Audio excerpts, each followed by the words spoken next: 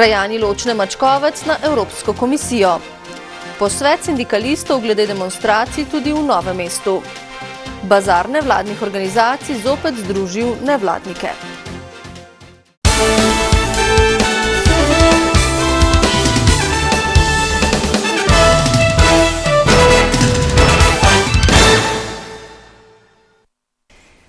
Lepo pozdravljeni. Prebivalci novomeške krajevne skupnosti Ločna Mačkovec bodo vztrajali pri svojih stališčih v zvezi z umestitvijo južnega dela 3. razvojne osi mimo Novega mesta. Svet krajevne skupnosti je namreč z društvom Novo mesto in v imenu krajanov pred dnevi vložil pritožbo na Evropsko komisijo.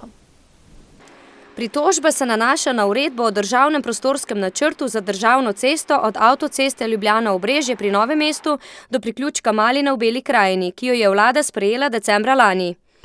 Pričakujemo pa, da bo ta odgovor prišel vsaj nekje do januarja meseca in takrat želimo ponovno imeti srečanje.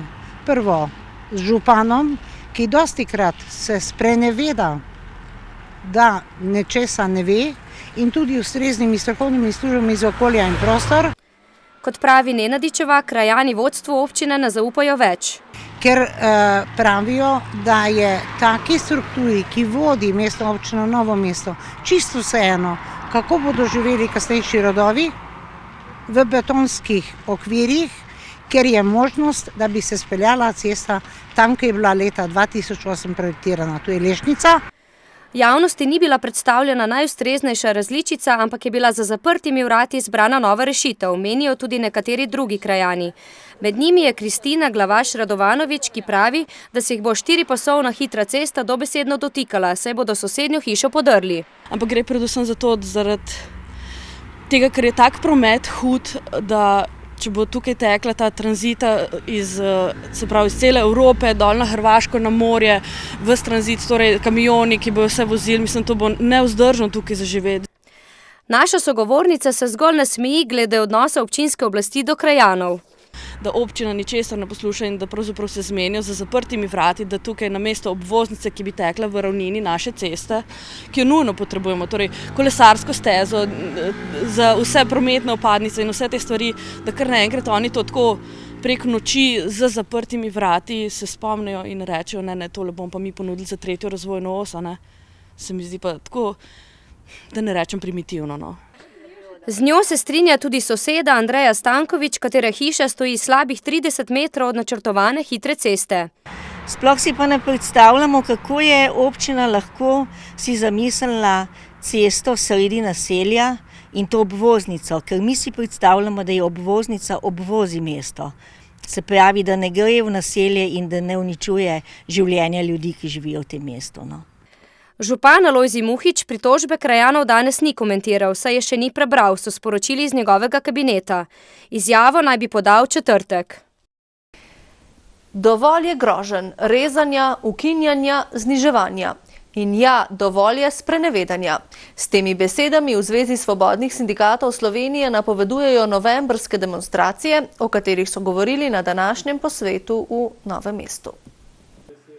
Ena najobčutljivejših tem, ki so se dotaknili tudi na posvetu, je minimalna plača. Ta je svetinja, zato se o njej ne bomo pogajali, so odločni sindikati, smo se pa pripravljeni pogovarjati o tem, kaj vključuje, pravijo. Govorica o tem, da se enostransko ne bo posegalo v minimalno plačo ali pa da naj bi se o tem dogovarjali na ravni posameznega podjetja, na to mi ne pristajamo. Enega najpomembnejših ukrepov, ki bi bil nujen že včeraj, vidijo v učinkovitejšem delovanju pravne države. Odgovorne osebe, to je delodajalci, ki niso delavcem izplačale plač ali jim plačale prispevke ali jim kako drugače kršile neko zakonsko minimalno pravico, odgovarjale v roku od 4 do 6 mesecev pred pristojnim sodiščem. V Sloveniji imamo ta čas 2 socialni državi, eno za delodajalce in drugo za delavce, pravijo v sindikatu. Ponekod je že skoraj pravilo, da delavci ne prejmejo plač in da jim ne plačujejo socialnih prispevkov. Na vse našteto bodo opozorili tudi na demonstracijah. Zagotovo si želimo čim večje število delavk in vseh ostalih, ki bodo prišli na demonstracije. Demonstracije bodo v Ljubljani. Današnji recimo posvet je na Dolenjskem in današnja konferenca novinarska je že del priprav v bistvu na proteste, zaradi tega, ker se zavedamo, da ne moramo zdaj izpostavljati probleme zgolj v Ljubljani. Po njihovem mnenju sta nujna še centralizacija javnih naročil in uvedba davčne blagajne. Dotaknili pa so se tudi stanja brezposelnosti v regiji. Kot je izpostavil sekretar območne organizacije Dolenjske, Bele krajine in Posavja Igor Iljaš, brezposelnost na teh območjih še vedno narašča. V juniju smo imeli spet en stečaj, to je družba MKI, Kovinotehna MKI d.o.o., to je spet ostalo čez 100 ljudi na zavodu. Upam, da se bo rešila družba Betin, ki je nekako prišla do nekega dogovora, do dokapitalizacije in s tem tudi ohranitve nekako 100-170 delovnih mest, ki so še v okviru te družbe. Kar bi bilo za Belo krajino nujno, saj je brezposelnost tu najvišja v regiji. V Brežicah so že pripravili predlog občinskega proračuna za prihodnje leto. Po sklepu občinskega sveta je od danes pa do 8. oktobra v javni razpravi. To pomeni, da je nanj možno dajati pripombe in predloge. Za 27 milijonov evrov težak proračun za leto 2014 je predvidenih le 14 milijonov evrov iz tako imenovane primerne porabe, saj država zmanjšuje ta sredstva. Razliko mora občina dobiti iz drugih virov. Predviden je tudi najem 2 milijona evrov kredita. Tako rebalans 2013 kot proračun 2014 je še vedno močno investicijsko naravnan. Ključne poudarki so to evropska sredstva in pa državna, ki jih smo pridobili, tako da predvidevamo okoli 11 milijonov evrov investicij. Največ jih bo z področja družbenih dejavnosti, kot so Brežiški vrtec, obnova kulturnih domov in šol. Enak znesek kot letos je denarja za delovanje društev in za socialo. Za društva skoraj 900 tisoč evrov, pri sociali pa so 3 milijoni namenjeni sofinanciranju starševskega deleža cene vrtca. Rezervirana so tudi sredstva za financiranje 40 ljudi prek javnih del. Na tokratni seji so svetniki obravnavali tudi več imenovanj v zavode in odbore. Med drugim komisijo za spremljanje položaja romske skupnosti. To bo tudi osnova, da bomo lahko kandidirali na določene sredstva proti državi, seveda, če bomo prišli do dogovora med lastniki in pa med Romi, kajti brez romske komisije tudi občina ne more kandidirati za nobena sredstva za reševanje romske problematike.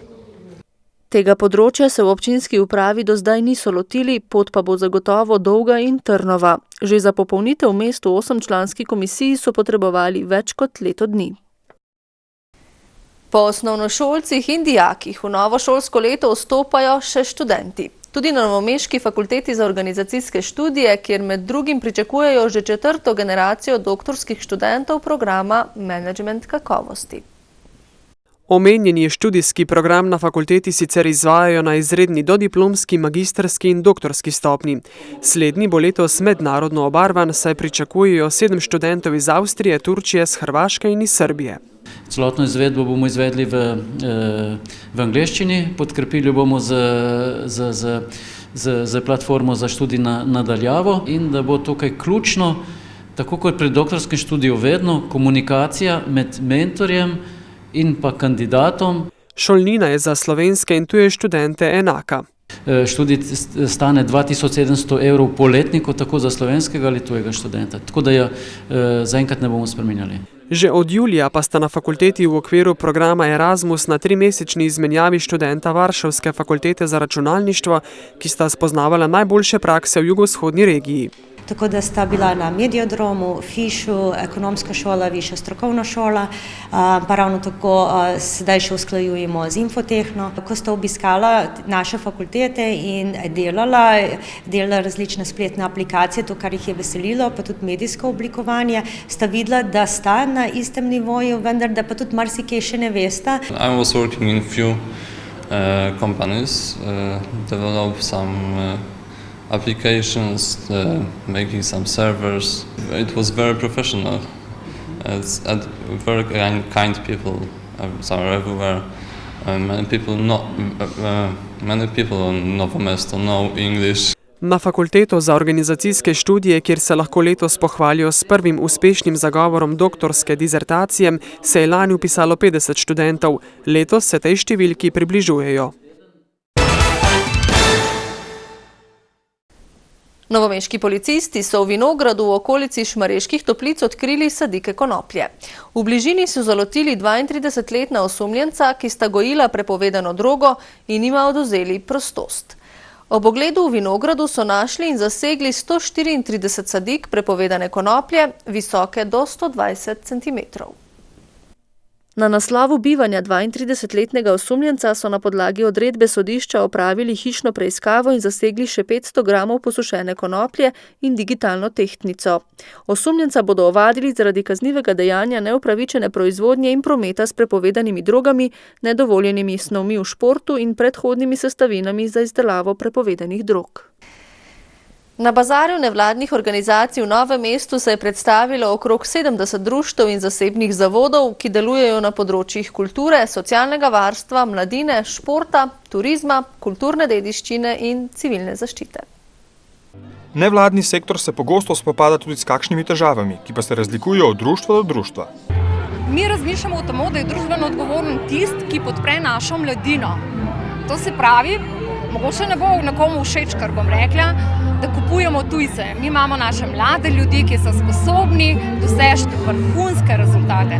Vrhunske rezultate v športu, vrhunske rezultate v kulturi in vrhunske rezultate v življenju. Zato smo tukaj, da bi dobili neka finančna sredstva in da bi pol mogoče lahko po polni kapaciteti zaživeli celotno društvo.